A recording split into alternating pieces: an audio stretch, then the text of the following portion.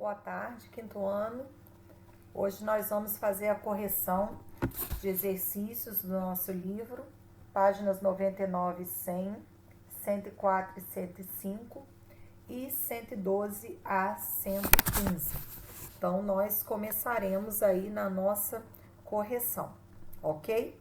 Vamos pegar nosso livro, página 99 e 100, nós começamos na nossa live a correção, mas Tia Grazi vai aqueles amigos que não puderam estar presentes, tudo bem? A página 99 fala sobre oralidade, né? O tema é discussão. Então, começa aí perguntando que elemento é essencial para que ocorra uma discussão. É essencial um assunto, né? Tem que ter um assunto para ser discutido, tá bom? Número 2. Qual a diferença entre discutir e brigar? Discutir é você conversar sobre um determinado assunto, é você expor a sua opinião, né? Falar sobre aquele assunto com as pessoas que pensam diferente de você. E brigar, as pessoas elas começam a se alterar, elas se ofender, algumas ficam até chateadas, né? A briga, ela leva as pessoas a ficarem ofendidas, chateadas. Número 3. Sobre a linguagem usada na discussão, responda aos itens. A melhor forma de dizer que suas ideias são diferentes das do colega é: não concordo com o que você falou. Na letra B, uma boa maneira de apresentar seu posicionamento sobre o assunto é: em minha opinião, essa explicação está correta. Letra C. Quando concordamos com uma ideia do colega e queremos expor algo mais sobre essa ideia, dizemos: além do que foi dito pelo colega, queria acrescentar que. Tudo bem? Na página 100, na número 4, para se preparar melhor para a discussão, você lerá o texto em enciclopédia. Dá para confiar na Wikipédia? Antes da leitura, faça o que se pede a seguir. Letra A. Pergunte a 2 pessoas conhecidas, ou da sua escola, ou da sua casa, nesse momento da sua casa, se elas confiam em todos os textos que leem e como elas fazem para saber se uma notícia é verdadeira ou falsa. Então, isso aí vocês o quê? Vocês têm a resposta que vocês, o quê? Fizeram essas pessoas. Essa resposta é uma resposta pessoal. Nós até comentamos na nossa live de sexta-feira. Letra B. O que você gostaria de saber sobre os sites de pesquisa da internet? Né? Uma sugestão de resposta. Como saber se um site é confiável? O que devo fazer para checar se um site é confiável? Ok? Isso aí são perguntas referentes a você. O que você gostaria de saber? Ok? Aí na número 5 tem um texto sobre a enciclopédia. Dá para confiar no Wikipédia? Tem um texto falando a respeito do assunto, se é uma fonte o quê? Uma fonte única, uma fonte de pesquisa confiável. Aí pergunta assim: a reportagem que acabou de ler apresenta informações confiáveis? Sim ou não? Por quê? Essa aí vai de acordo com o seu o quê? Com o que você leu, uma resposta sua, pessoal. Nós também fizemos ela na live nossa. Podemos confiar em todas as fontes disponíveis na internet ao fazer uma pesquisa?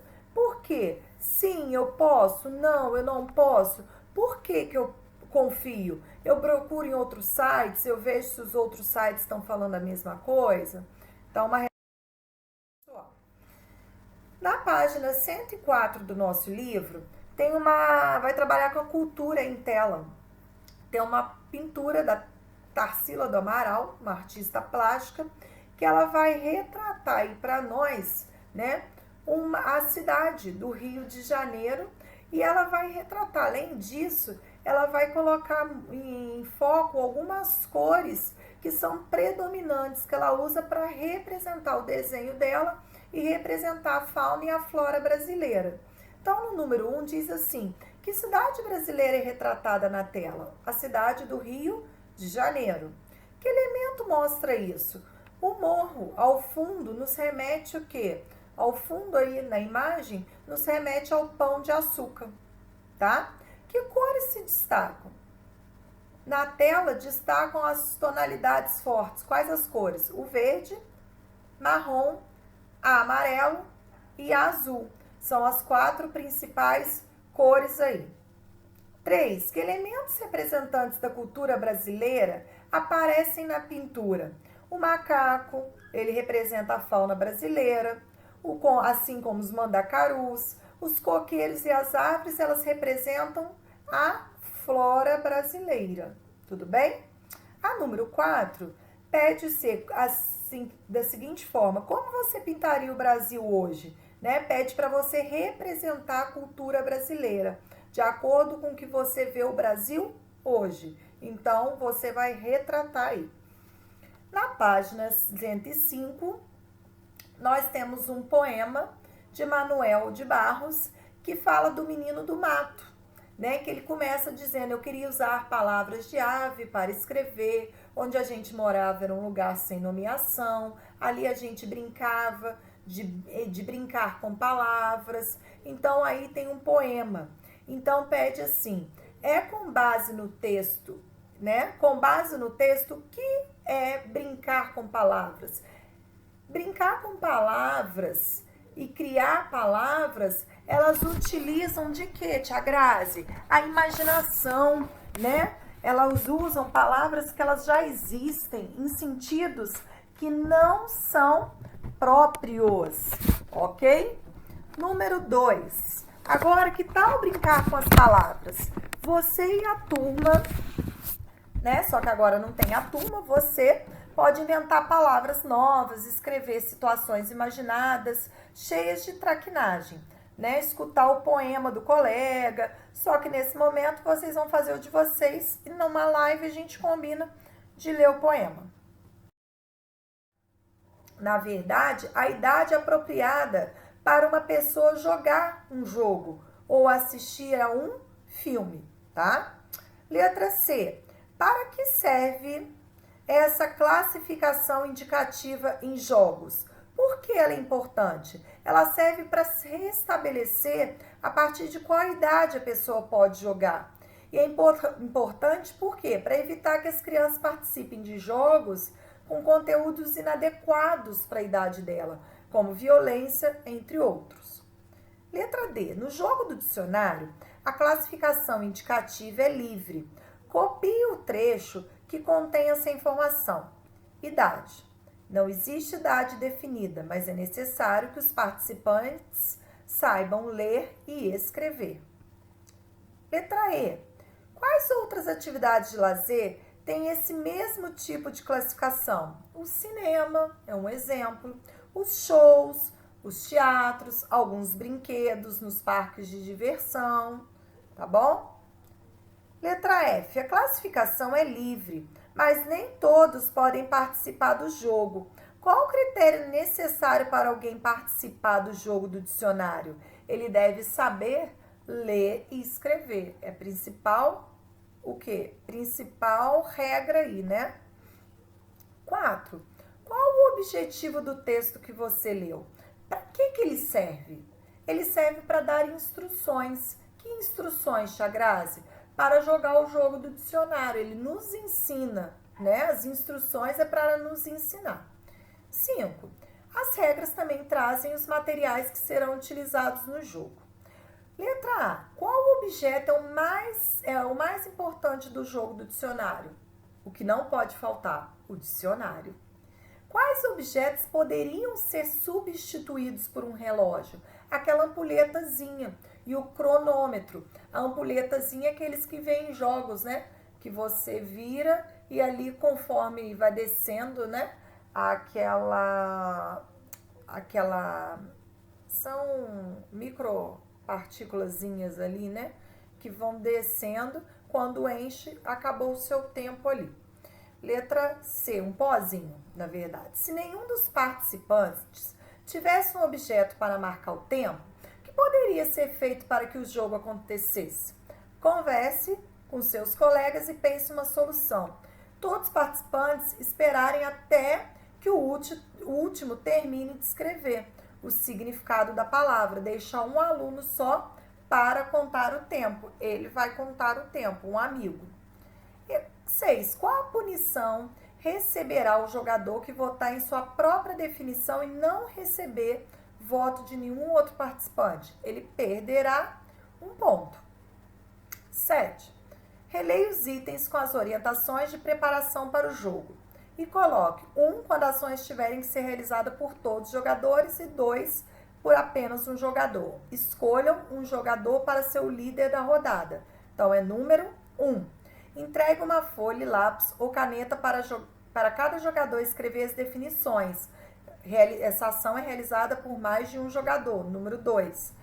Estabeleça um número de pontos que deve ser alcançado para que o jogador vença o jogo. 1. Por quê? É uma regra apenas para um dos jogadores. 1, 2, 1. Quais palavras você observou nas orientações para conseguir responder se a ação é individual ou coletiva? As palavras aí que são verbos escolhem, entregue, estabeleçam, tá? As 3 palavrinhas. Como essas palavras lhe ajudaram a fazer essa diferenciação? As palavras aí, algumas escolhem, estabeleça, elas estão no plural, né? Quando a palavra está no plural, a orientação é para todos os jogadores. E quando está no singular, apenas para um jogador, que é o entregue. Continuando. 114 e 115. 114, número 8. Responda as perguntas relacionadas ao item, como jogar do texto. Letra A. A ordem dos passos que aparecem no item, como jogar, pode ser alterada? Justifique.